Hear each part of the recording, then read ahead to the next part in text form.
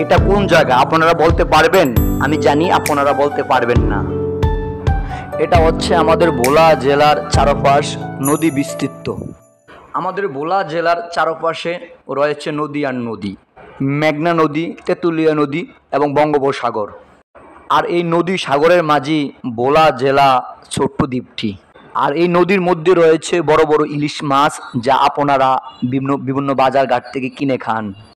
সবচেয়ে চমৎকার বিষয় হচ্ছে আমাদের ভোলা জেলায় রয়েছে বিদ্যুৎ ও গ্যাস, যে বিদ্যুৎ গ্যাস আপনারা দৈনন্দিন ব্যবহার করে থাকেন।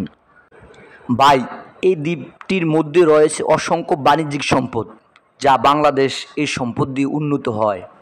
কিন্তু আমার একটা জিনিস আশ্চর্য লাগতেছে যে আমরা ভোলা জেলা থেকে বের হলে নদীর মধ্যে লঞ্চ কিংবা স্পিড বোট দিয়ে বের হতে হয়।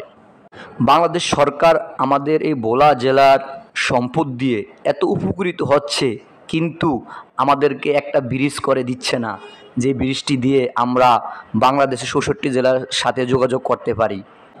প্রতি বছরই যখন বন্যার সংকেত পাই, তখন আমাদের মনের মধ্যে খুব ভয় জেগে ওঠে, রাত্রে আমরা কিভাবে বের হব। অথচ সরকারি সংকেত দিচ্ছে যাতে স্পিডবোট, লঞ্চ, নৌকা বন্ধ থাকার জন্য। এই দ্বীপটির জন্য কাউরি মায়া হয় না।